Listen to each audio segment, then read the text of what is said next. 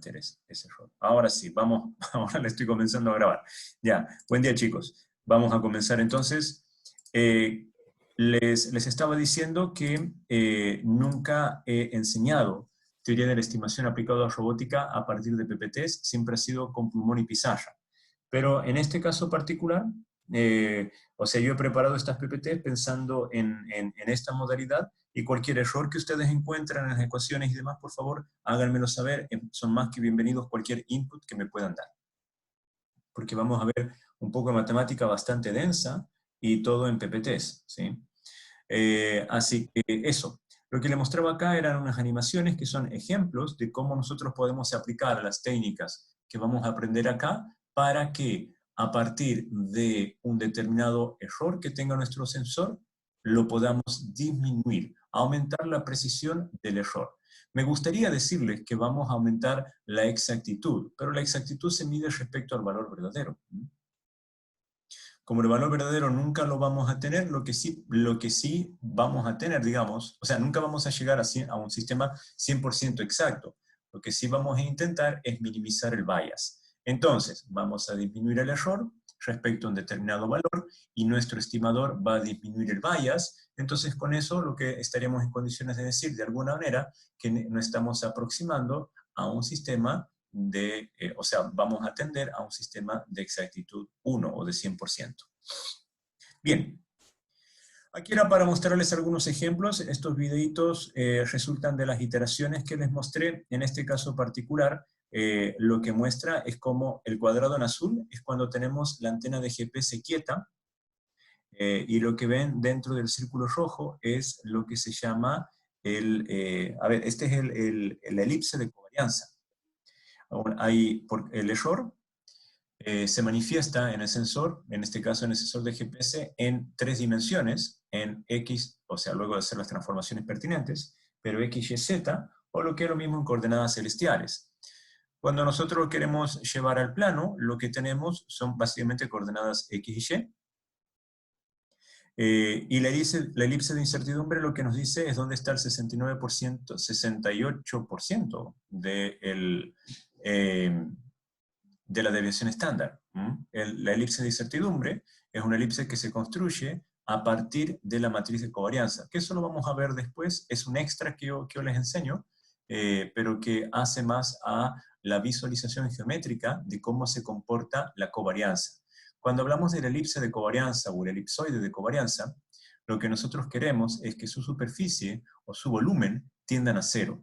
Eso significa que el error tiende a cero.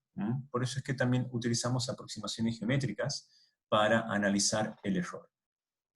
Lo que vemos acá en los puntos negros son diferentes mediciones en diferentes tiempos, ¿sí? Y cuantas más mediciones tenemos, más nos aproximamos al valor real, que es el que tenemos en azul.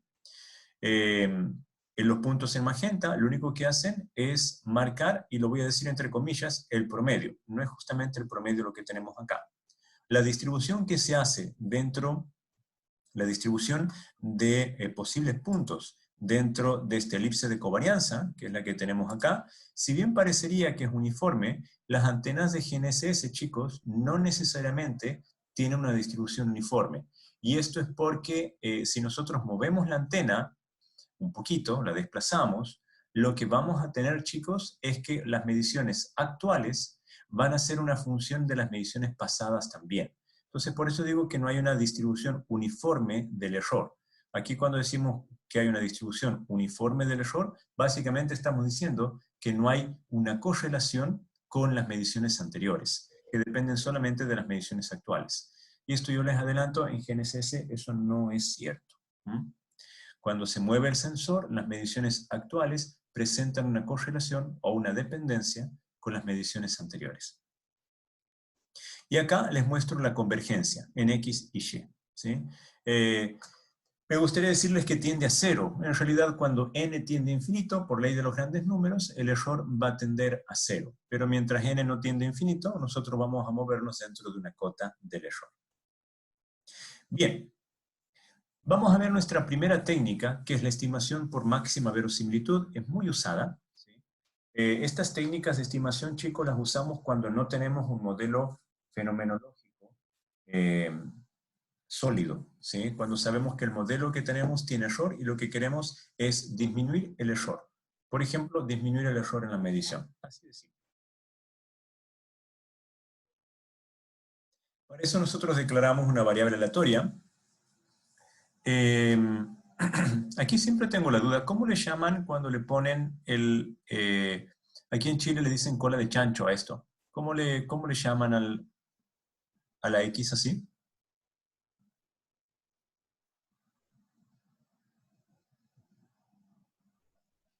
Yo he escuchado que le dicen X ñau, pero no sé si es... X, bueno, el símbolo es el ñau. Lo que pasa es que en Argentina le decimos a este tilde y a este le decimos hat. Sí, eso también lo he escuchado. Claro, a este le decimos X hat tilde, y al otro tilde. Pero yo lo X escuché gordo. acá en Chile que a este le dicen tilde.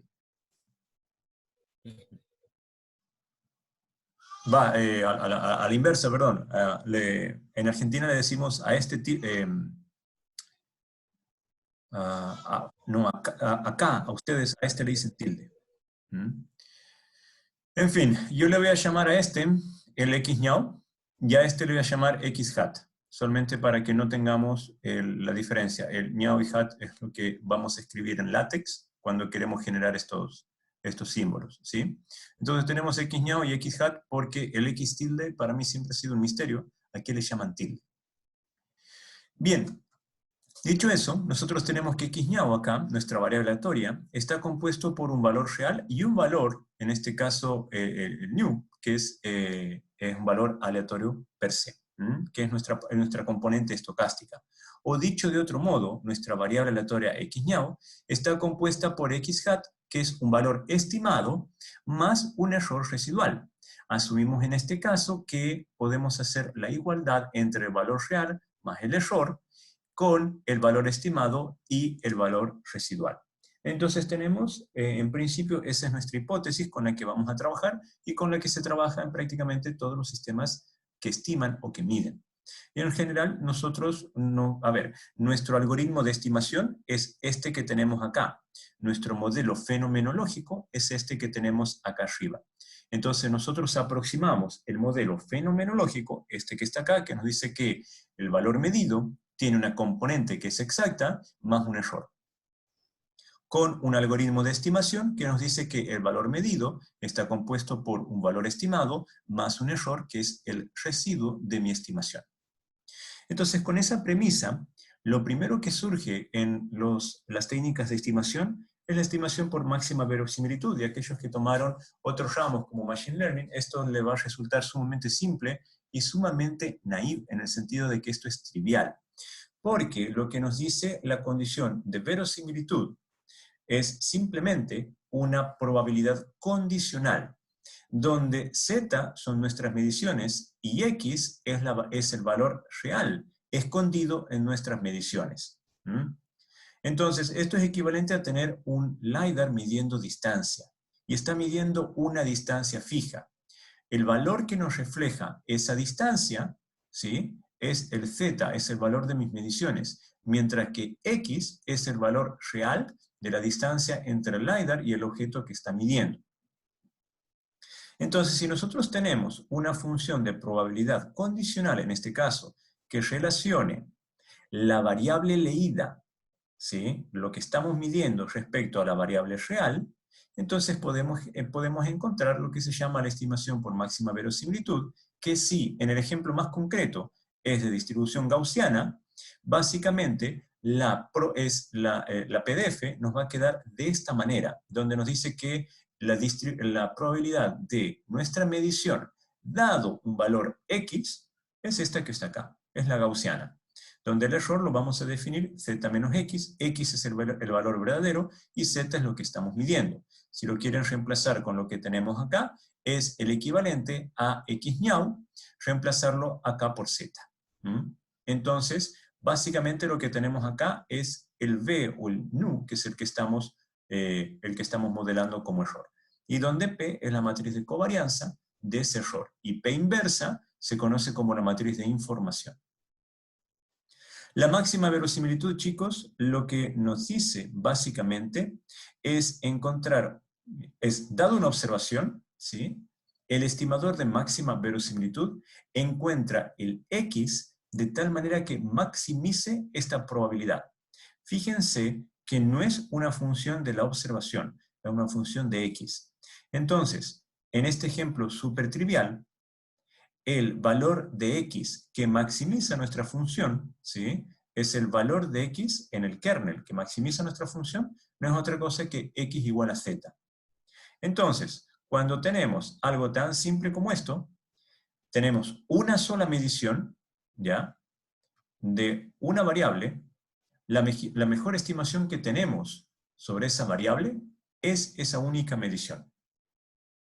Eso es lo que nos está diciendo el de máxima verosimilitud. Ahora, por supuesto, nosotros podemos tener n mediciones, que lo vamos a ver luego en ejemplos.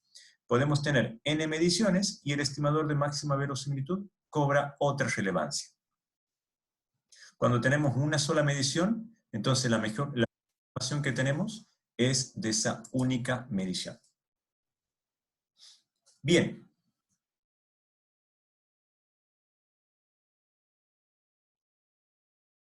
Fíjense, perdonen, no les dije. Acá nosotros tenemos el estimador de máxima verosimilitud. No entré mucho todavía en detalle en qué es esta función, esta PDF que tenemos acá. Usualmente trabajamos con el logaritmo y para evitarnos todo el fastidio que tenemos acá, ¿sí? Pero no importa, a lo que voy es que esto que tenemos acá, chicos, fíjense la lectura que se hace. Se busca el argumento, ¿sí?, X, que maximiza esta función que está acá.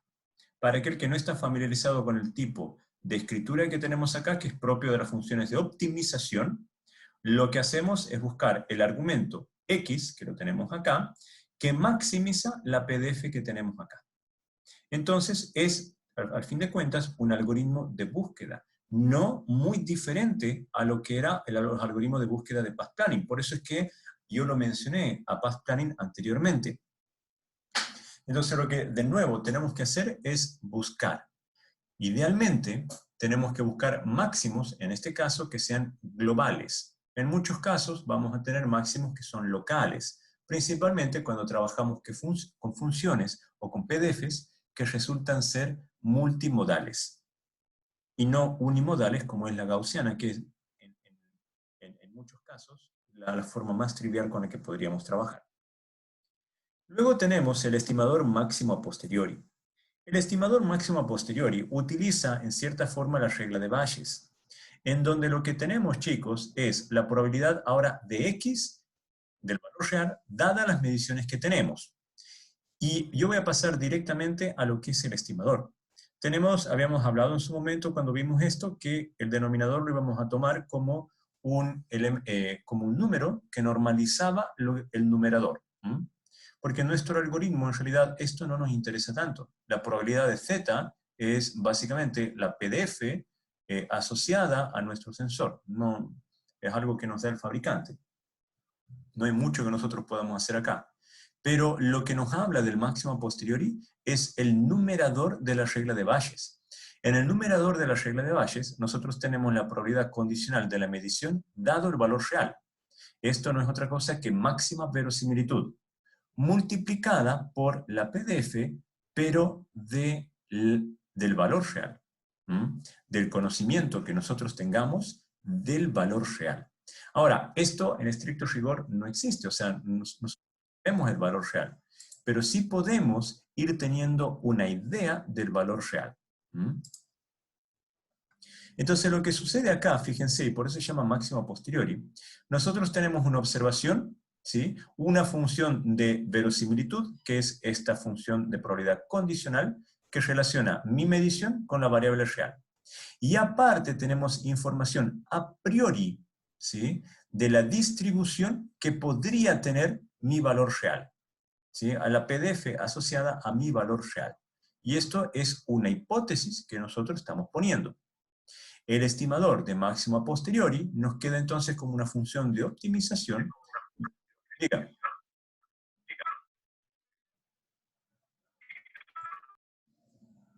Hay alguien con el micrófono abierto, así que los voy a silenciar a todos. La función de máxima verosimilitud, no se olviden, nos entrega entonces una estimación de valor real que es de la siguiente manera. Es un algoritmo de búsqueda, ¿sí? Busca el argumento X que maximice esta expresión que yo tengo acá, que es el numerador de la regla de Bayes. Encuentra el X de tal forma que este producto de PDFs me da el valor máximo. ¿Cuál es el X que maximiza esta nueva función? Si lo queremos ver de manera recursiva, encontramos el X en el instante K, el X más probable en el instante K, de tal manera de que maximice la probabilidad condicional de la medición en el instante K, dado el conocimiento que tengo de X en el instante K-1, por conocimiento de X justamente en K-1. Entonces, como ven, tenemos que buscar simplemente esto cuando vuelvo a lo que les dije el viernes pasado de hablar de la causalidad en nuestro proceso. Aquí ya tenemos mediciones y tenemos tiempo. Entonces, relaciona la medición actual con mi estimación anterior. De hecho, ustedes, cuando queramos implementar el máximo a posteriori, nosotros no tenemos el valor verdadero de X en K-1. Reemplazamos por X hat en ambos casos. En K-1. Luego vamos a ver cómo se maneja el bias en este tipo de estimadores. El estimador por el error cuadrático medio mínimo, que es bien útil y bien usado. De hecho, es uno de los más usados. ¿En qué consiste el estimador por el error cuadrático medio mínimo? Recuerden que el error cuadrático medio no era otra cosa que, bueno, la sumatoria del error, la raíz cuadrada de la sumatoria del error, etc. Del error al cuadrado. Cuando nosotros lo queremos poner como una función de costos, lo tenemos que pensar de la siguiente manera. El estimador por el error cuadrático medio mínimo, lo que nos devuelve, fíjense, es una estimación en X tenemos un argumento en X que minimiza la expectación. Ahora, la expectación en este caso la estamos definiendo como el error entre el valor estimado menos el valor real, transpuesto por el valor estimado menos el valor real, dado las k-ésimas mediciones que tenemos. Eso es nuestro estimador basado en el error cuadrático medio mínimo. Esta es la forma de escribirlo. Ahora, ¿en qué consiste cuando estamos trabajando con un sistema unidimensional, para hacerlo más simple?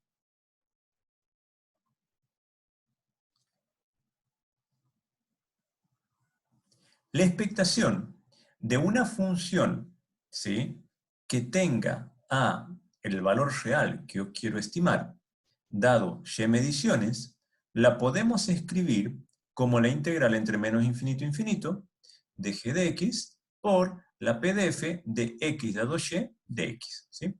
Esto es básicamente como regla de la cadena en probabilidad. Ahora vamos a aplicar lo que se conocen como, el g de x no es otra cosa que x hat menos x transpuesto por x hat menos x. Entonces nuestro g de x es el error cuadrático. Ahora, hasta ahora no hay ningún medio mínimo. De hecho, el error cuadrático medio es este que yo tengo acá, la expresión que está acá, que es la integral entre menos infinito e infinito del error cuadrático por la PDF que relaciona el valor real, dadas las k-ésimas mediciones, por dx. Ahora, para encontrar el error cuadrático medio mínimo, es que aplicamos las condiciones de necesidad y suficiencia. Primero, lo vamos a derivar respecto de x a esta función que le llamamos j. La derivamos, y fíjense que sacamos el 2 fuera de la integral y nos queda x hat menos x. No se olviden que estamos en el caso unidimensional, por lo tanto el transpuesto acá no sirve de nada. Es el caso unidimensional. Esto vendría a ser al cuadrado directamente. Sacamos el 2 y nos queda la integral entre menos infinito e infinito de x hat menos x por p de x dadas las k-ésimas mediciones de x, y lo tenemos que hacer igual a 0. Esa es condición necesaria para encontrar cuáles son los puntos críticos.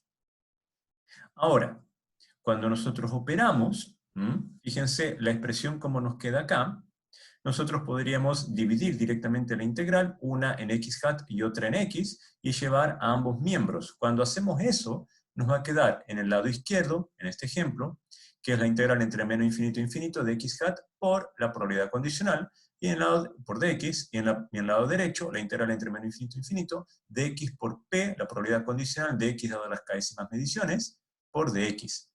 Ahora, ¿qué es lo que pasa? Cuando el x hat no depende acá del resto de los elementos del argumento de nuestra integral, lo podemos sacar. Y entonces la integral entre menos infinito e infinito de cualquier probabilidad nos da 1. ¿Sí? Y lo que tenemos acá a la derecha, no se olviden, no es otra cosa que la expectación de x dada las décimas mediciones. O, vulgarmente hablando, el promedio de x. ¿Sí?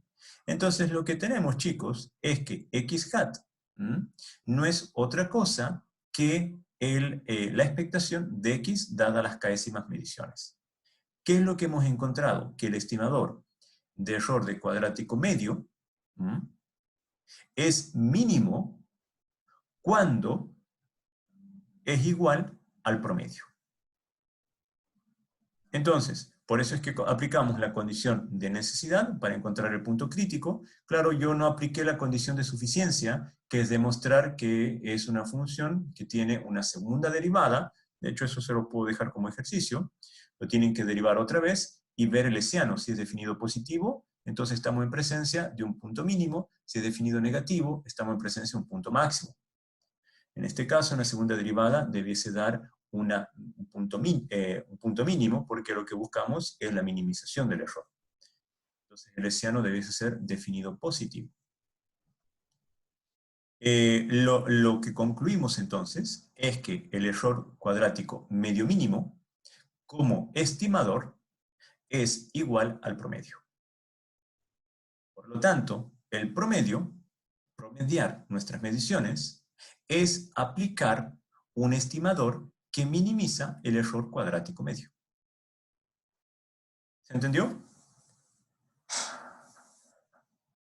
Entonces, lo que siempre hemos visto como promedio, que nos enseñaron siempre en física y demás, que era una buena herramienta para poder obtener una estimación del valor verdadero, ahora lo estamos fundamentando con matemática. El promedio lo que hace en realidad es minimizar el error cuadrático medio. Y en ningún momento he necesitado conocer X. En ningún momento. Todo lo que digo es que yo necesito tener mediciones de X. Necesito tener n mediciones. Cuantas más tenga, por supuesto, mejor. Bien. Vamos a entrar, hasta acá vamos bien.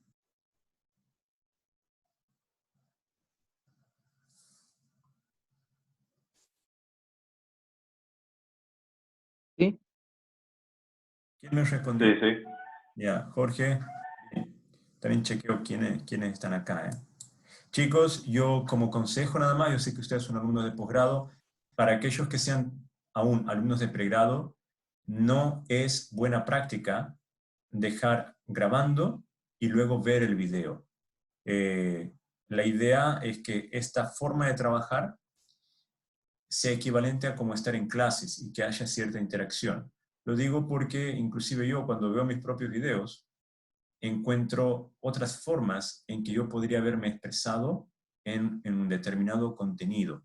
Entonces, si yo mismo encuentro eso, ustedes que de pronto están viendo esto tal vez por primera vez, pueden quedar con muchas dudas. Entonces, la idea de esto es que no me dejen solamente grabando para verme después, sino que puedan interactuar conmigo y hacerme todas las preguntas que crean convenientes. Por supuesto, si tienen topes horarios, como me dijeron algunos de ustedes, y que al final no sé qué pasó, si íbamos a cambiar o no las horas, ahí no hay nada que hacer. Pero yo les recomiendo que interactuemos, sobre todo en este curso que es de posgrado y somos pocos.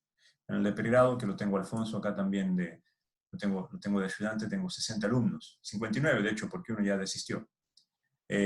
Cada vez se hace más difícil y cada vez se hace más difícil interactuar. Pero siendo acá 8 o 9 estudiantes nomás, Yo creo que podemos aprovechar al máximo lo que esta plataforma y lo que esta modalidad de interacción nos dé.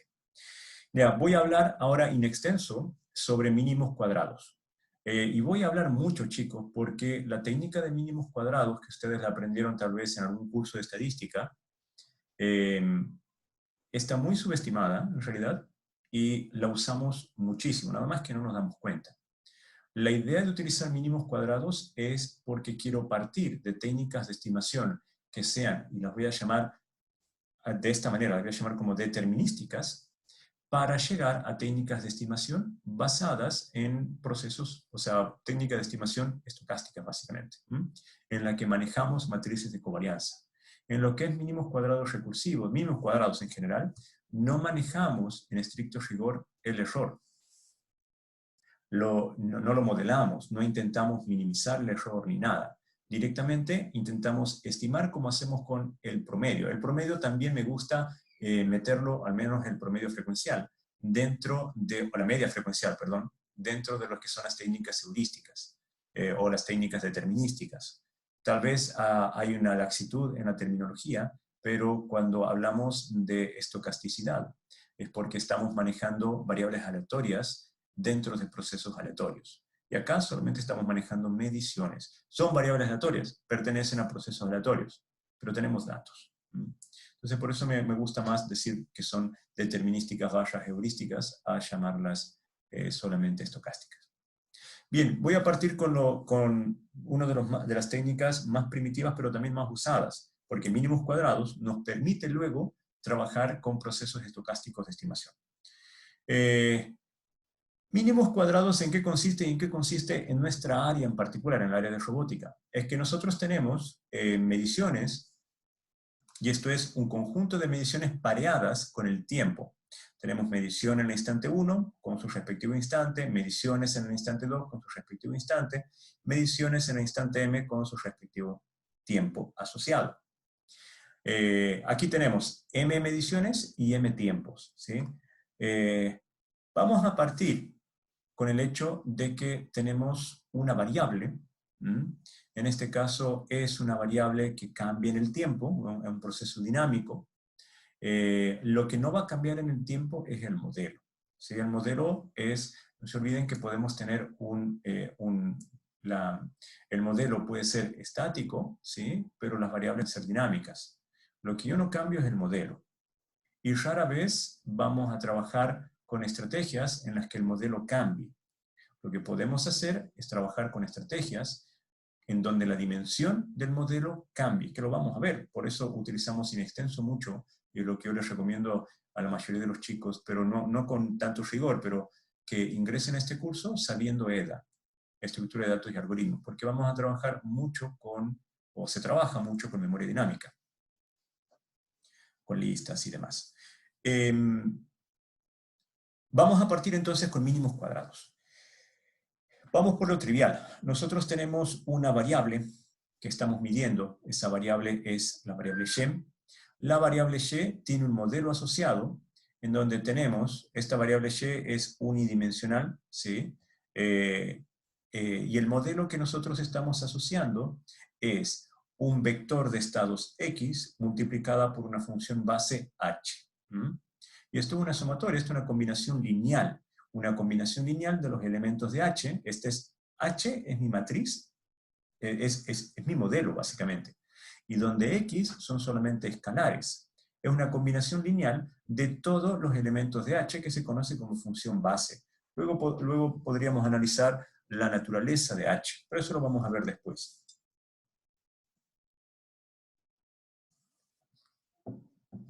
Si no hay error, este sistema que tengo acá, que es una combinación lineal, ¿sí? Me está dando entonces una lectura de una medición sin error, donde yo tengo perfecto conocimiento del modelo y perfecto conocimiento de mi vector de estados que hace al modelo. Y nos da una medición sin error, una estimación sin error. Pero en el modelo real, lo que nosotros tenemos cuando proponemos un modelo de la medición que tenga la misma naturaleza que tenemos acá arriba, vamos a tener entonces una combinación lineal de mi función, de mi función base h, como la que tengo acá, pero sumado un ruido, ¿sí? Por cada instante de medición o por cada medición que yo tenga.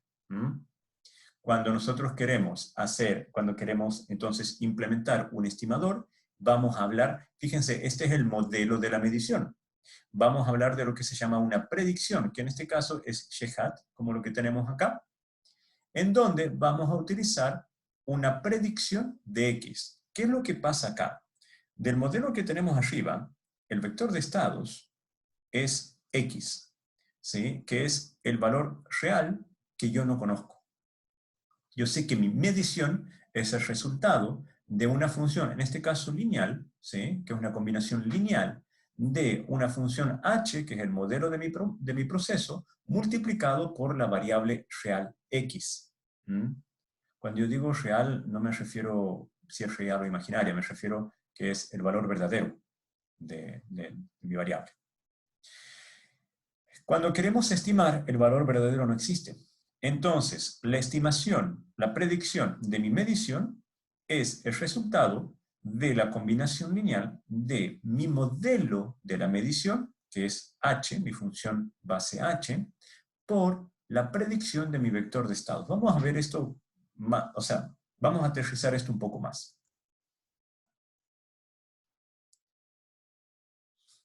Nuestro modelo, si seguimos con las hipótesis que les dije anteriormente, el modelo de la medición iba a ser Shenyao, ¿sí? Por la combinación lineal de x hat por h, más el residuo, porque yo les dije que nosotros íbamos a trabajar con un estimador, en donde en este caso, la estimación, el valor medido iba a ser una combinación de la estimación más el residuo.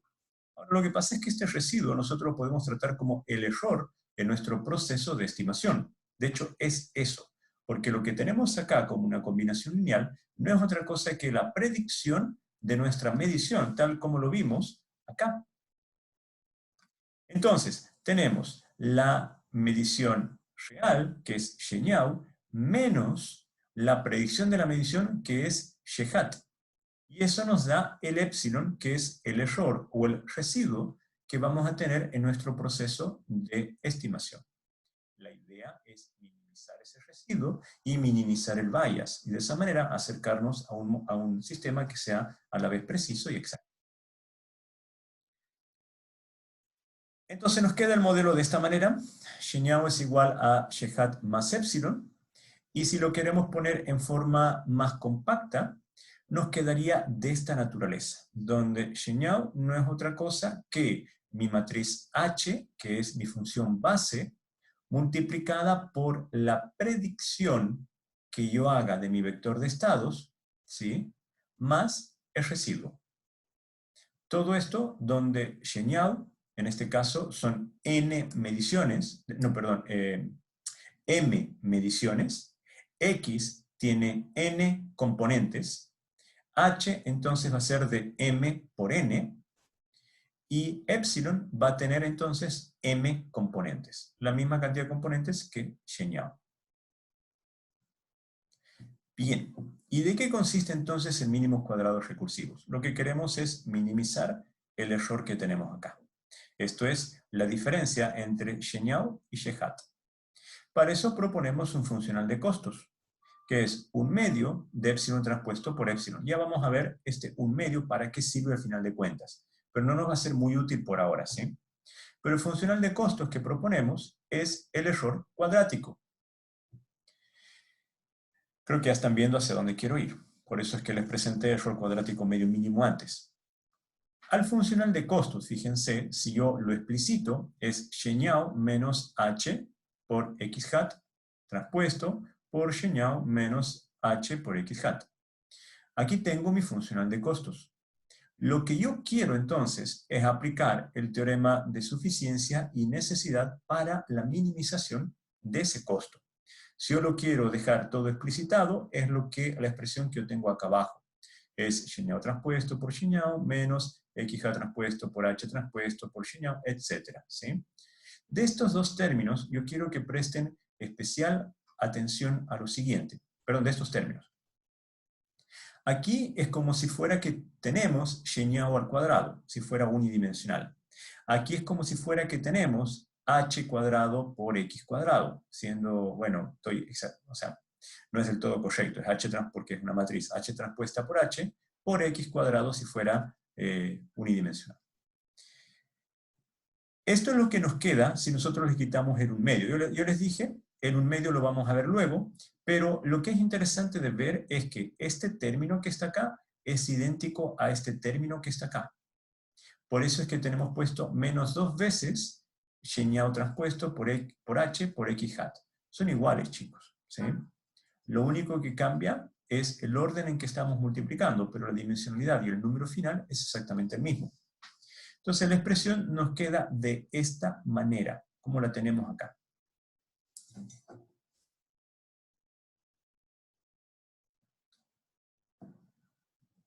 De hecho, si ustedes deciden poner 2 veces Shenyao por h por x hat o 2 veces x hat por h transpuesta por Shenyao, debiese dar lo mismo. De hecho, da lo mismo. Ahora sí vamos a aplicar las condiciones de necesidad y suficiencia. La condición necesaria para encontrar un mínimo y o un máximo es que exista su primera derivada, ¿sí? Y de esa primera derivada encontrar los puntos críticos. En esos puntos críticos, que cuando la derivada es igual a 0, es que tenemos los máximos o los mínimos.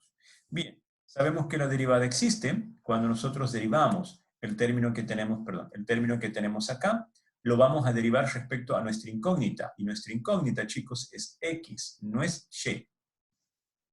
Y son nuestras mediciones, es valor que tenemos, pero el x hat es el que no conocemos.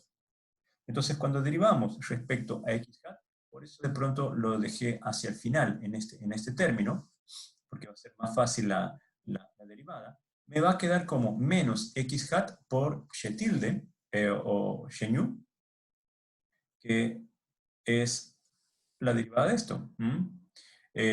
Luego, nos va a quedar más h transpuesta por h más por x hat. Lo hago igual a 0. Cuando lo hago igual a 0, chicos, lo que viene, lo siguiente, para la condición de suficiencia, es que la segunda derivada de esto que tenemos acá exista. ¿Sí?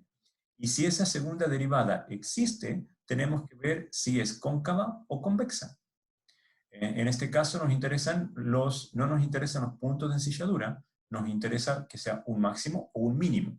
Entonces, aquí encontramos los x que hacen máximo o mínimo, simplemente despejando esta expresión que tenemos acá. El h transpuesto por y nu lo llevamos al otro lado, y nosotros podemos determinar ahora, o sea, nos quedaría, a ver si lo puedo hacer acá, con opción de puntero con pluma, nos quedaría, fíjense, una expresión que es de esta naturaleza. Que está complicado. H transpuesto por H por X tilde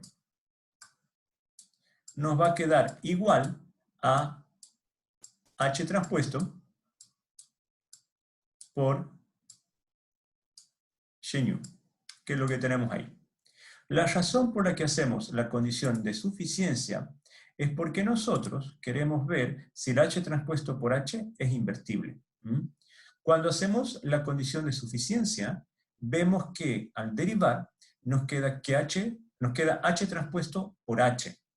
Ahora, para que esto tenga sentido y para que nosotros estemos en presencia de una minimización, es que tenemos que exigir que la función base h, y en este caso h transpuesta por h, sea, ojo con este simbolito que está acá, sea definida positiva.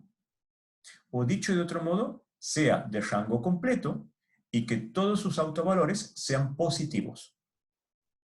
De esa manera, nosotros estamos en presencia de que se cumple la condición necesaria, encontramos el punto crítico, y aparte, ese punto crítico va a constituir, ese único punto crítico, x hat, va a constituirse, si h transpuesto por h es definido positivo, se va a constituir como un mínimo.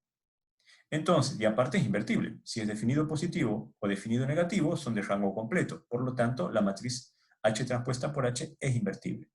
Entonces, el estimador por mínimos cuadrados nos quedaría que es igual a X hat es igual a H transpuesto por H a la menos 1 por H transpuesto por Xenu. Y ese es el estimador por mínimos cuadrados. ¿Dudas, chicos?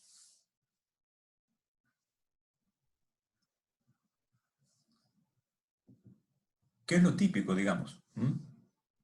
Ahora, a nosotros no nos interesa esta forma de trabajar con mínimos cuadrados, porque es muy trivial. Nos interesan las formas un poquitito más complejas. Por ejemplo, mínimos cuadrados pesados. Le vamos a agregar al funcional de costos, que habíamos definido como épsilon transpuesto por épsilon, una matriz W, que es una matriz de información. Si es una matriz de información, significa que su inversa es una matriz de covarianza. Yo puedo agregarle acá, fíjense, si yo le estoy agregando la matriz de covarianza acá, lo que estoy teniendo no es otra cosa que el kernel de una expresión gaussiana. O dicho de otro modo, voy a estar minimizando la distancia malanóvica, ¿sí?, entre mis variables. Entonces, mi funcional de costos es epsilon transpuesto por W por epsilon, donde W es una matriz de pesos. Son pesos que yo asigno. Ahora, si W es la matriz de covarianza, es la matriz de información, entonces puedo estar en presencia de una minimización de la distancia malanóvica, o lo que es lo mismo, del kernel de una distribución gaussiana. El epsilon me queda definido de esta manera, es Xenu menos h por x hat. La condición necesaria, cuando yo aplico la derivada de esta, aquí yo le tengo que, aquí ustedes tienen que poner el W en el medio, y hacer toda la derivación acá, que les va a quedar el W metido en todos los términos. Cuando hacen la primera derivada, les va a quedar menos h transpuesto por W por Xenu más h transpuesto por W por H por X hat. La diferencia con la anterior es que en ambos términos nos ha quedado el W metido acá. Este entre el H y el Y, y este entre el H y el X. Perdón, entre los dos H, disculpen. Y cuando aplicamos la condición de suficiencia, y esto es berelesiano, para que exista un mínimo, H transpuesta por W por H tiene que ser definida positiva. Y si es definida positiva, entonces estamos en presencia de una expresión que es invertible y que además nos está diciendo que el X hat que obtuvimos acá es un mínimo global. Entonces, el estimador por mínimos cuadrados pesados no es otra cosa que H transpuesto por W por H a la menos 1 por H transpuesto por W por I por Xenu. Ahora, esta matriz W, que es la matriz de peso, sucede por lo siguiente. A ver, en mínimos cuadrados normales, que es lo que se llama por lotes, estamos asumiendo que W sí existe, nada más que es igual a la identidad.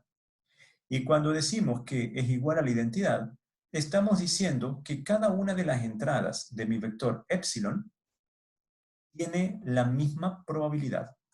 O, dicho de otro modo, todas mis mediciones tienen la misma PDF asociada o el mismo error asociado. Eso puede no ser del todo cierto porque, por ejemplo, yo puedo estar midiendo distancias, ¿sí?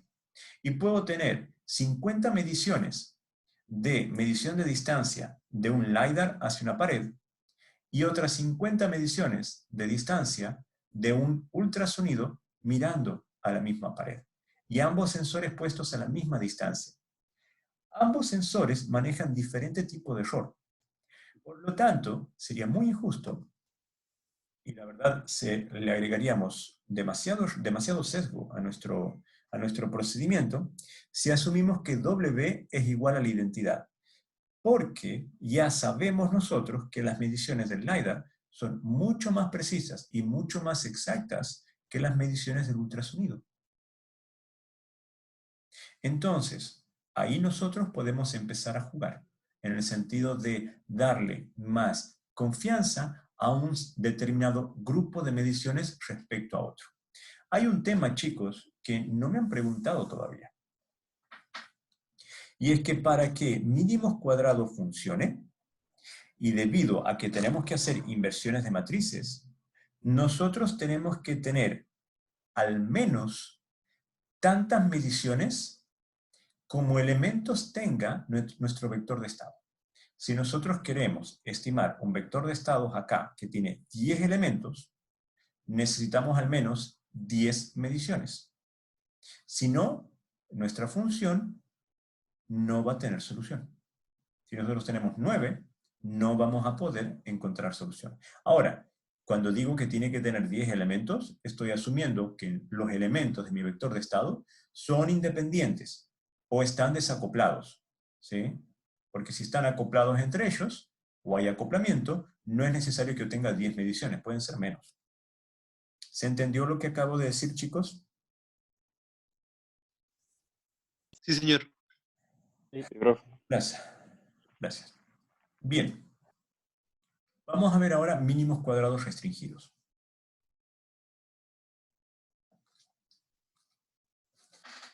Perdonen las pausas, pero tengo que tomar mate. Mínimos cuadrados restringidos. En realidad, mínimos cuadrados con restricciones en general, ¿sí? ¿En qué consiste esto? Porque tenemos restricciones de diversa naturaleza en nuestro conjunto de mediciones. ¿Por qué es que yo hago tanto hincapié en mínimos cuadrados? Porque mínimos cuadrados, chicos, estima solamente a partir de mediciones. Y las mediciones son una nube de puntos, ¿sí? Son datos crudos que obtengo. Entonces, ¿cómo a partir de esos datos crudos yo puedo inferir el estado de mi sistema? Por supuesto, estoy asumiendo que mi sistema tiene un modelo lineal, es H por X, ¿sí? Pero no importa. Muchos de nuestros sistemas son linealizables. Eso no nos impide que podamos llegar a funciones caóticas, pero sí muchos de nuestros sistemas son linealizables. Cuando hablamos de mínimos cuadrados restringidos en este primer approach que voy a mostrar acá, estoy hablando de lo siguiente. Tenemos un lote de mediciones, Shenyao 1, y un lote de mediciones Shenyao 2. Ambos lotes son diferentes. Tenemos una función base H1, ¿sí?, correspondiente a este lote de mediciones, y una función base H2 correspondiente a este segundo lote de mediciones. No necesariamente son las mismas funciones base, pero tenemos un único vector de estados.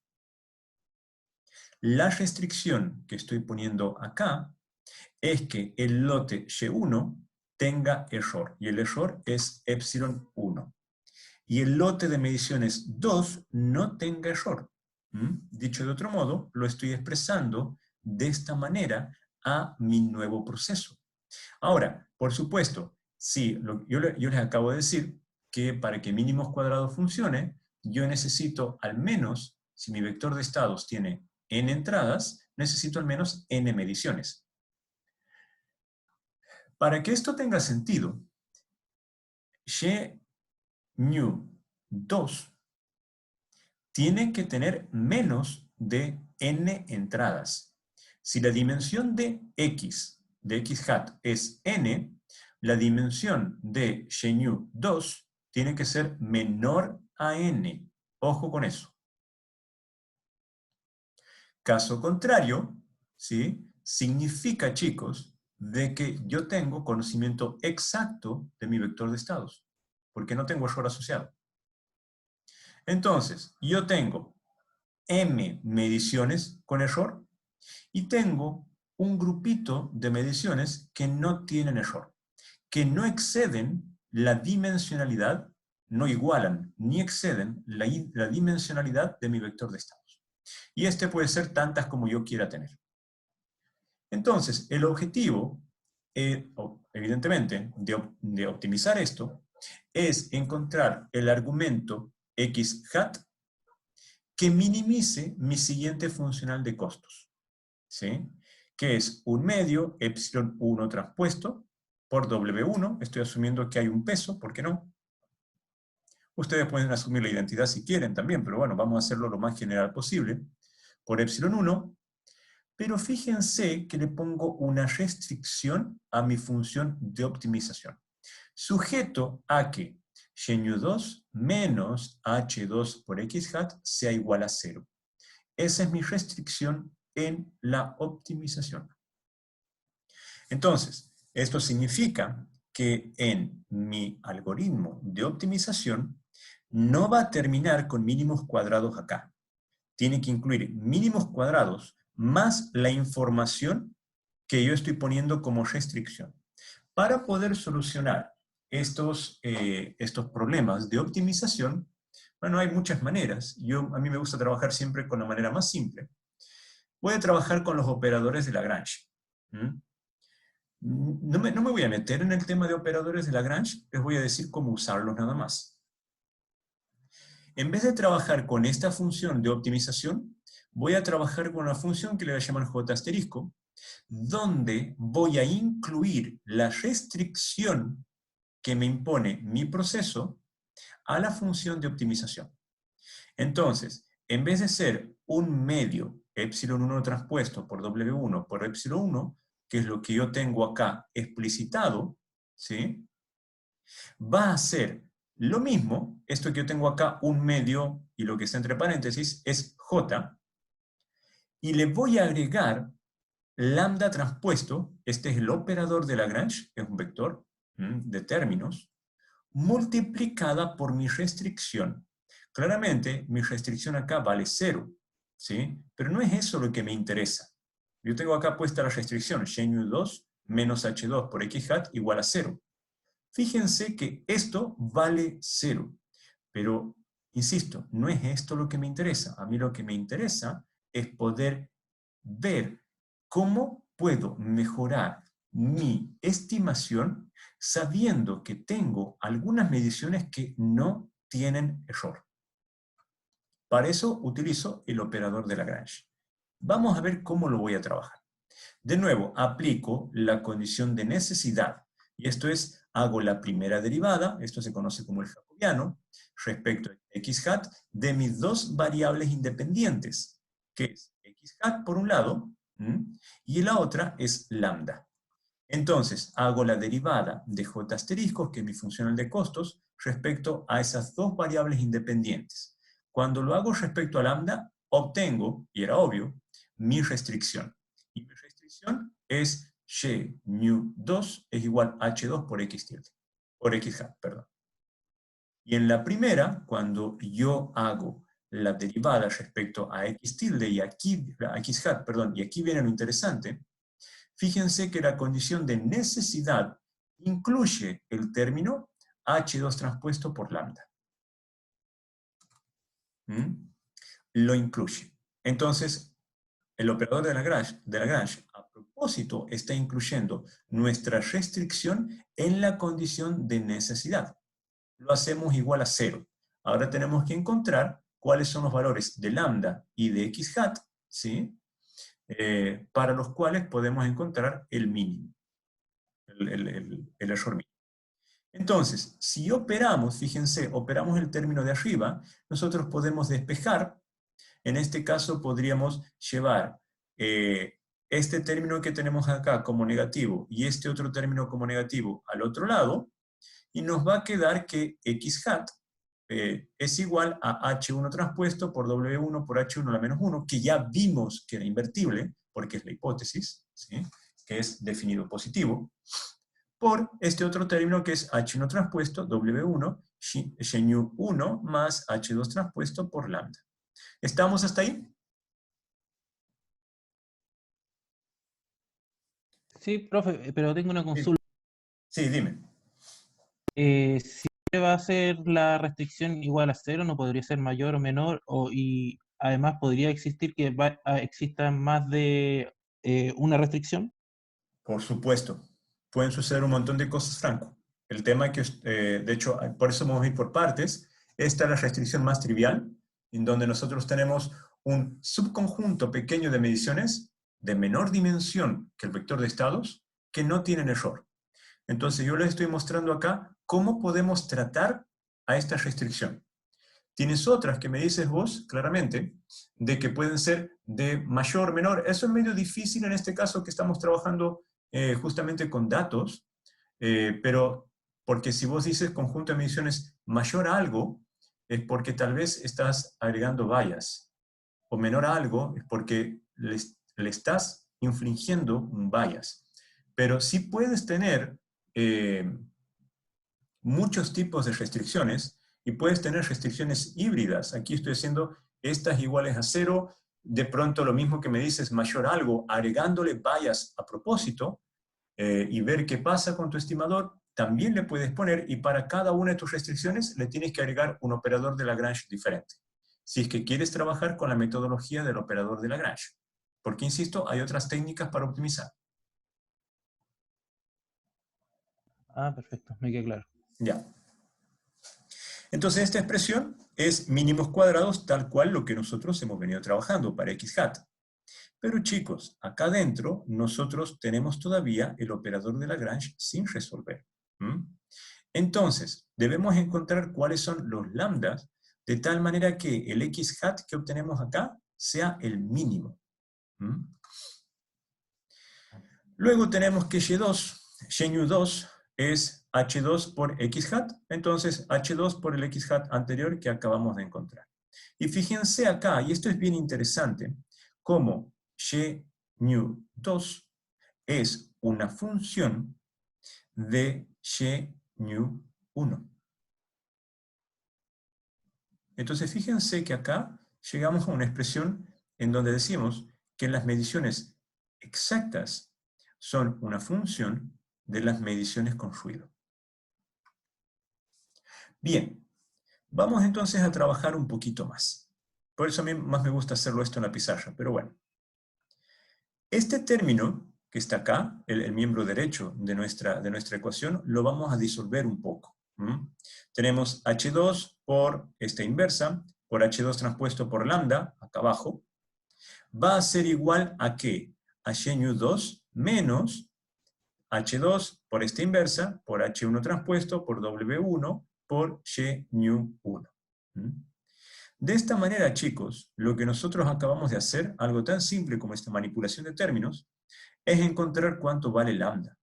Lambda no es otra cosa que H2 por H1 transpuesto, W1, H1, todo esto a la menos 1, por H2 transpuesto, todo esto a la menos 1. ¿Por qué es que lo puedo hacer? Porque yo sé por hipótesis que H1 transpuesto por W1 por H1 es definido positivo, por lo tanto existe la inversa.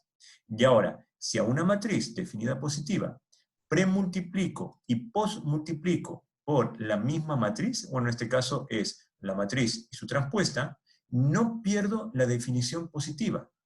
Y como, perdonen, no pierdo su definición.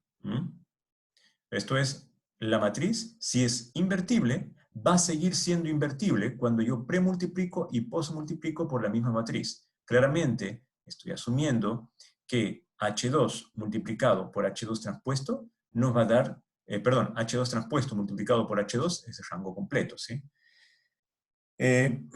Esto va a ser una matriz simétrica e invertible. Entonces yo puedo, de hecho, obtener esta expresión. Está garantizada siempre que yo garantice ciertas condiciones en mi función base h. Y entre ellas, como les dije en su momento, es que mi función base sea una combinación lineal de elementos desacoplados de mi vector de estados. Por I2, por y2 menos, de nuevo, la expresión casi idéntica a la que tengo acá, H2 por esta inversa, ahora sí por H1 transpuesto W1, y1. Y nos queda que lambda es una función de un término que está acá.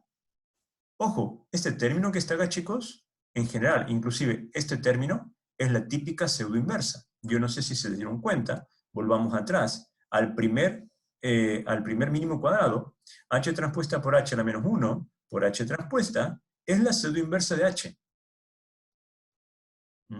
Lo que hace mínimos cuadrados al final es encontrar la mejor solución, no la solución óptima.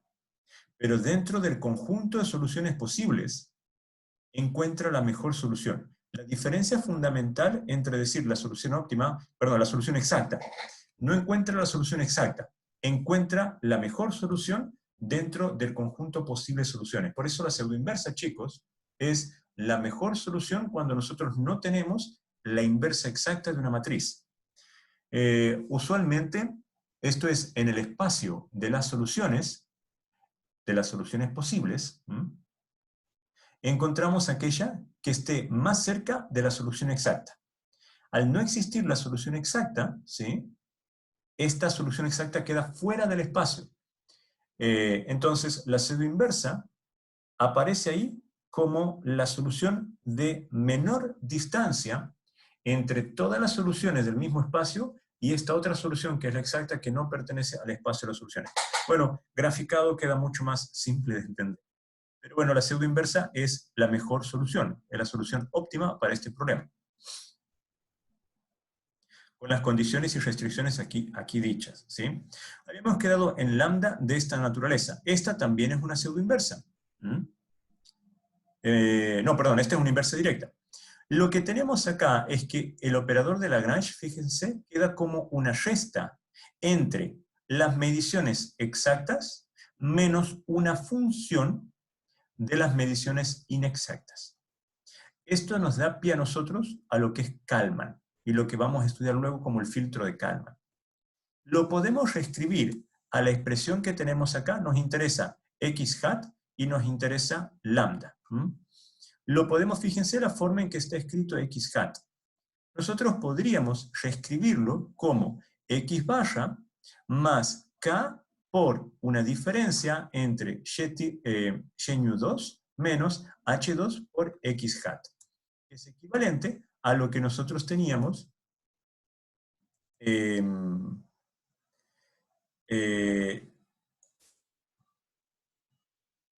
sí, a ver. Porque aquí tenemos que manipular un poquito. K nos queda de esta naturaleza, X barra nos queda de esta naturaleza, que no es otra cosa que el término que tenemos acá. Esto es el X barra, perdón, sí, el X barra.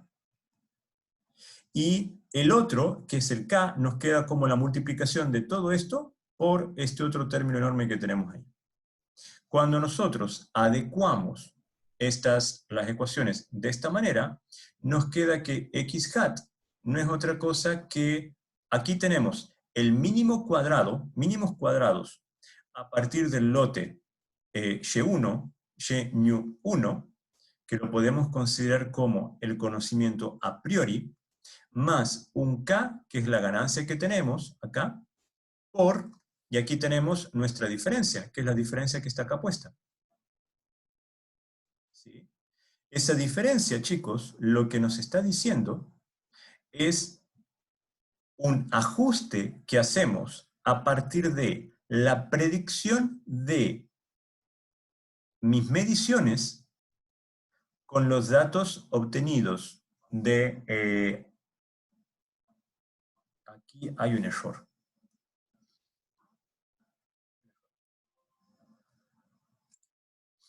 A ver si me dejan corregirlo. Esto es x hat. Esto no es...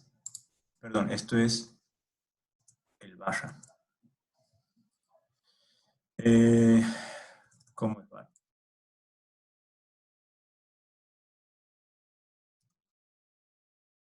No.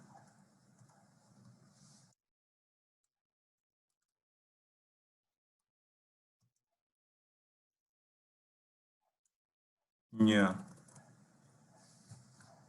Denme un segundo, chicos. Si no lo corrijo, esto se me va a ir. Así que quiero dejarlo corregido ahora más.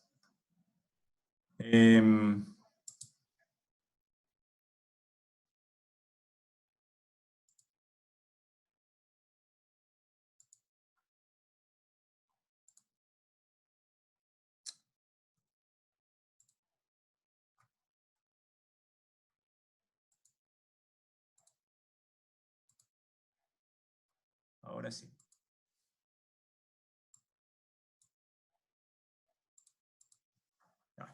Me di cuenta. Fíjense que lo que nos queda, chicos, es el X barra que tenemos acá por H2, no es otra cosa que la predicción que hacemos de nuestras mediciones exactas a partir de la estimación previa. Xnu2 son nuestras mediciones exactas. La resta que tenemos acá se conoce como el vector de innovación, que es un error entre nuestras mediciones y el conocimiento previo que tenemos. Y esto multiplicado por un factor de corrección que se conoce como la ganancia de Kalman. Entonces, nuestra estimación final, x hat, no es otra cosa que x barra, nuestro conocimiento a priori, más una corrección que tenemos de nuestro vector de innovación. Con eso, chicos, por eso es que yo considero importante partir todo el proceso de estimación con la información a partir de mínimos cuadrados. Mínimos cuadrados es el pie para filtro de Kalman. Esto es lo que yo quiero que ustedes vean. Lo que estamos haciendo es corregir a partir de información. Tenemos un lote de información y un siguiente lote de información.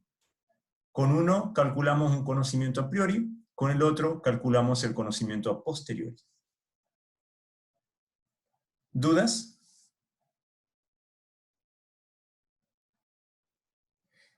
Con la misma temática, ¿sí? Con la misma idea, voy a trabajar en lo que es estimación de mínimos cuadrados, pero de un punto de vista secuencial. Y esto es, tengo un paquete de datos, estimo. Tengo un segundo paquete de datos y estimo. Ahora, ambas estimaciones, que son de la misma variable aleatoria x, no son independientes, ¿sí? O sea, perdón, son independientes, pero yo puedo fusionarlas. Me voy a explicar. Aquí tenemos dos batches o dos lotes de mediciones, Xnu1 y Xnu2. Aquí tienen M1 mediciones, donde M1 es mayor o igual a la dimensionalidad de X, y M2 mediciones, donde M2 es mayor o igual a la dimensionalidad de X. Y podemos escribir en ambos casos el modelo de nuestras mediciones, que lo tenemos acá, donde Xnu1 es igual a H1 por X más eta 1. Xnu2 es igual a H2 por X más eta 2. Las funciones bases pueden cambiar. Supongan que este batch de datos viene por un LiDAR y este otro batch de datos viene por un ultrasonido. Y yo quiero entonces aplicar de alguna manera mínimos cuadrados, pero de una forma secuencial. Yo sé que podemos utilizar mínimos cuadrados pesados en este caso, de ahora en más vamos a trabajar solamente con mínimos cuadrados, para directamente, por ejemplo, unir Xnu1 con Xnu2 en un solo vector, H1, H2 en una sola matriz, eta1, eta2 en un solo vector, concatenar todo esto, y poder generar una mega solución, ¿sí?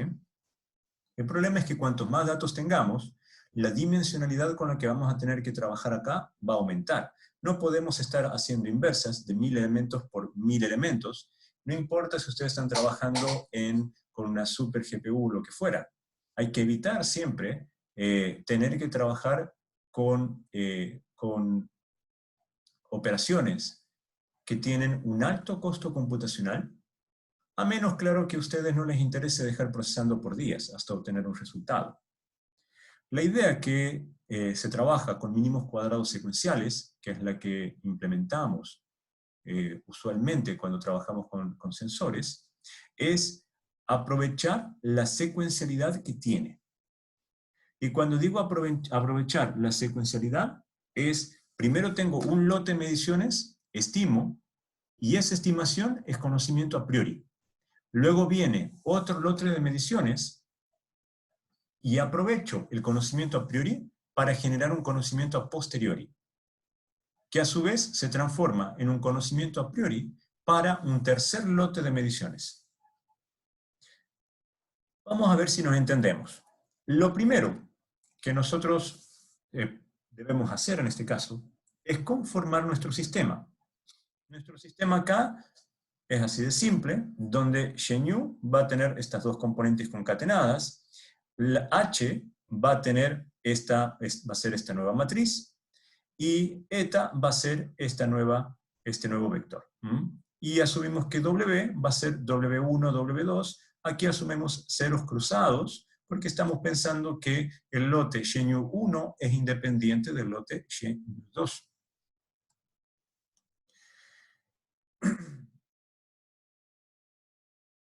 ¿Qué es lo que pasa? Cuando nosotros trabajamos, ¿sí?, de esta manera, nosotros podemos, fíjense, ojo con lo que está puesto acá, en realidad. Nosotros tenemos que esto es Xenu1 y Xenu2, y acá vamos a tener H1, H2, por favor no se olviden, eta1, eta2. Y vamos a tener W1 y W2 en la diagonal principal. Lo que sucede, chicos, es que nosotros podemos estimar x hat 2 a partir de mi conjunto de mediciones.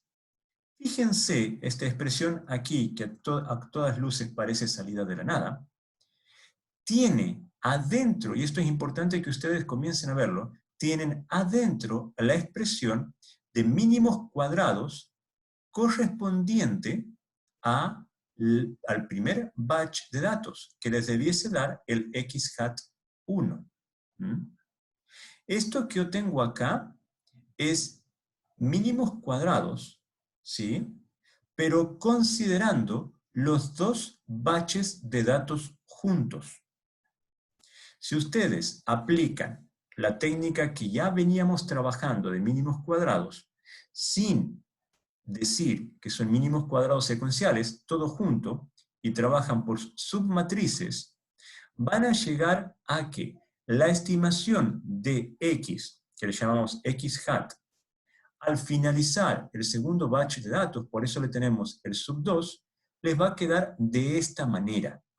Donde tenemos H1 por W1 por H1 más H2 por W2 por H2, todo eso a la menos 1, por H1 transpuesto W1, Xenu 1, más H2 transpuesto W2, Xenu 2.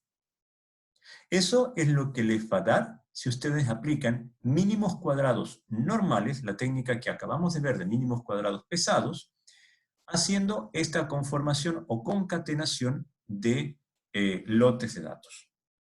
Pero la idea, chicos, es, como les dije, no es tener esta mega expresión, porque este término a la menos 1 puede ser enorme. Lo que quiero que hagamos es dejarlo de una manera secuencial, de tal forma de que nosotros podamos implementar esto en un algoritmo, valga la redundancia, secuencial. Analicemos un poco cómo están conformadas estas expresiones. El término acá, H1 transpuesto W1, H1, que es el resultado de la minimización, mínimos cuadrados correspondiente al primer lote, todo esto elevado a la menos 1, lo podemos trabajar como P sub 1. Y el término completo acá, que lo tenemos, a este término completo, lo podemos definir como P sub 2. ¿Sí? Entonces fíjense que P sub 2 a la menos 1 no es otra cosa que P sub 1 a la menos 1 por H2 transpuesto W2 por H2. Lo digo esto porque yo quiero que quede en evidencia que estamos trabajando acá con dos matrices de covarianza. Una matriz de covarianza asociada al error en Xenu 1 propagado al modelo de la medición del primer lote. Y luego una matriz de covarianza asociada al segundo lote de mediciones propagado al modelo de medición y a su vez que contiene la propagación o el acarreo del error en el primer lote de mediciones. Fíjense que P sub 2, 1 es una función de P sub 1. Eso es lo que quiero que vean. Entonces, acá nosotros no podemos hacer mucho. Esto, el W2 es por default, el H2 es por default. Pero si nosotros minimizamos P sub 1, entonces vamos a estar minimizando P sub 2. Dicho eso, podemos reescribir el término que tenemos acá arriba como P sub 2 por H1 W1 Y1 más H2 transpuesto W2 Y2. Y X hat 1, ahora sí, sabemos que es igual a P sub 1, porque esto viene de mínimos cuadrados pesados cuando lo vimos, por H1 transpuesto W1 Y1. Pero hasta ahora no me sirve. Lo que yo quiero es evitar esta expresión que yo tengo acá. Quiero que x2 sea una función de x1. Y esto es maniobrar con datos nomás. Por condición de suficiencia, nosotros sabemos que, y esto es por mínimos cuadrados, que es P sub 1 a la menos 1 por x hat 1 es igual a H1 W1 Y1, que lo tenemos de acá. Solamente llevamos P sub 1 al otro lado porque sabemos que es invertible. P sub 2 a la menos 1, ya la definimos. Lo que vamos a hacer es un cambio nada más de términos. P sub 1 a la menos 1, que lo tenemos acá arriba, va a ser igual a P sub 2 a la menos 1 por menos H2 W2 por H2. Si nosotros reemplazamos el P sub 1 que tenemos acá por esta expresión que tenemos acá, nos queda que es P sub 2 a la menos 1 por X hat 1 menos H2 por W2 H2 X hat 1. Y todo esto, y el otro lado del miembro, el miembro derecho me queda igual. Pero sabemos que X hat 2 tenía esta otra expresión. Si nosotros reemplazamos, fíjense, en esta otra expresión tenemos H1 W1 Y1. Lo tenemos acá y la tenemos acá. Si reemplazamos esta expresión por lo que encontramos acá arriba, nos queda que X hat 2 no es otra cosa que P sub 2 por P sub 2 a la menos 1 por X hat 1 menos H2 transpuesto W2 H2 por X hat 1 más H2 transpuesto W2 Y2. O dicho de otra manera, X hat 2 es una función de X hat 1, como lo tenemos acá, más P sub 2 H2 transpuesto W2 Y2. Chicos, y acá podemos reescribir de nuevo esta ganancia de Kalman que encontramos para mínimos cuadrados restringidos, donde X hat 2, aquí tenemos la expresión, la misma que vimos recién, la podemos comprimir y nos va a quedar como X hat 2 es igual a X hat 1 más que una ganancia K2, que ya la vamos, que está explicitada acá abajo, que P sub 2 por H2 transpuesto por W2, de Y2, que lo tenemos acá, menos H2 por X hat 1, que lo tenemos acá. ¿Qué es lo que pasa? A lo mismo que con mínimos cuadrados restringidos, tenemos que la estimación, aquí tenemos una primera estimación con el lote Y1. Cuando llega el lote Y2, esta primera estimación se convierte en conocimiento a priori, que ajustamos la estimación con el lote Y2 a partir del conocimiento a priori que tenemos, una ganancia, que la estamos definiendo acá, multiplicada a la innovación. Y la innovación es el segundo lote menos H2 por la estimación en el primer lote.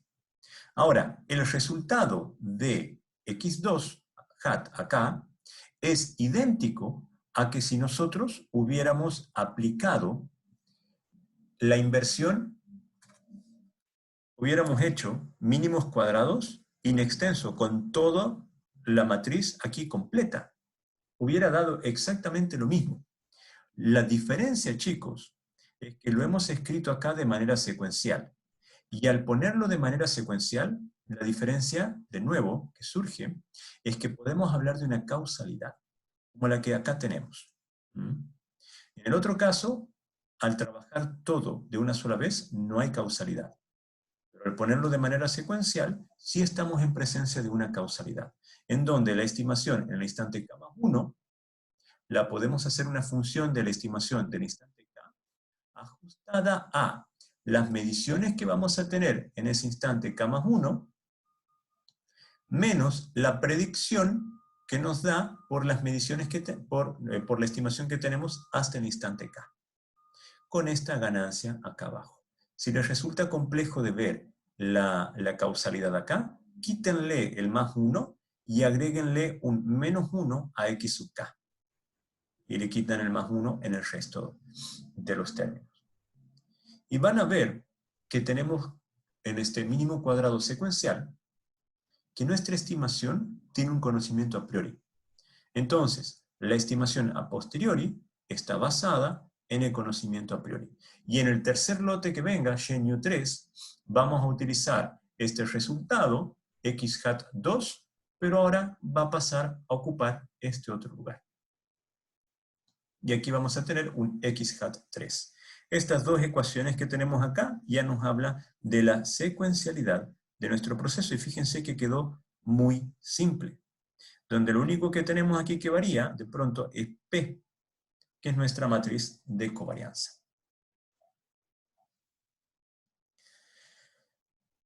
Nosotros podemos seguir trabajando la expresión. Esta expresión tiene ciertos desgastes computacionales, en particular cuando la expresión de abajo. Y es por eso que muchas veces uno va al teorema de Sherman-Morrison-Woodbury. Y en este caso lo que nos dice es que la matriz P que nosotros encontramos acá, o sea, nosotros podemos reordenar, de hecho, x hat k menos 1, ojo, nos puede quedar de esta forma, una combinación entre x hat k y g nu de k más 1, pero esto es lo mínimo. Lo que importa acá es esta matriz. Esta matriz tiene esta forma que nosotros ya la vimos. Por el teorema de Sherman-Morrison-Woodbury, que tenemos a esta forma de matriz, es equivalente a esto que tenemos acá. En donde al F es igual a P sub K más 1, A P sub K a la menos 1, B H sub K más 1 transpuesto, C W K más 1 transpuesto, D H sub K más 1. Y nos puede quedar que P sub K más 1 tenga esta otra forma. Yo sé que entre esta forma y esta forma, uno dice, no, esta forma es más fácil. Bueno, aritméticamente tal vez es más fácil, pero computacionalmente hay algunos artículos que demuestran que esta expresión acá es susceptible de errores al momento de redondear. Mientras que esta otra es más robusta a los errores de redondeo. Pero claro, requiere un poco de mayor coste computacional, pero es más robusta aritméticamente. Lo bueno es que se puede ver en esta expresión es que P sub K más 1 es una función de P sub K. Si nosotros minimizamos P sub K, eso lo vamos a ver luego, vamos a garantizar que vamos a minimizar P sub K más 1. Bien chicos, llego hasta acá, mínimos cuadrados no lineales, porque acá hay que explicarlo un poquito más y podemos llegar a sistemas que no tienen solución. La pregunta de rigor acá, ¿se entendió? Sí, se entiende. Yeah. Sí. Sí, súper bien. Yo sé que van a surgir muchas dudas, cuando veamos ejemplos va a quedar más claro en este caso, y no se olviden que para mañana van a tener ya las guías para comenzar a trabajar. La organización de grupos la vamos a ver después, algunos de ustedes me pidieron organizarse entre ustedes, no lo encuentro mal, pero tenemos 9, entiendo, 9 inscritos en el curso, entonces vamos a hacer grupos de hasta 3 personas. La forma de trabajar lamentablemente va a ser online, y yo les voy a indicar cuáles son las plataformas que hoy tenemos disponibles a nivel universidad para que ustedes puedan hacer este trabajo. Esto no los exime de buscar su propia plataforma, hay otras, ¿sí? Pero dentro de lo que es la academia estamos manejando un par, Zoom y la que es del Office 365, creo que se llama Teams. Pero ahora Google Meets también liberó su plataforma, así que puede ser interesante trabajar. Eso, chicos, nos estamos viendo el viernes, menos que haya alguna pregunta ahora. No sé. O sea, sí o sí nos vemos el viernes. ¿Hay alguna pregunta? No, todo bien. Ya. Nos vemos, señores. Hasta la próxima. Cuídense. Luego, profe. profe. Chau, chau. Chao, profe, que esté bien. Igual. Chau, chau.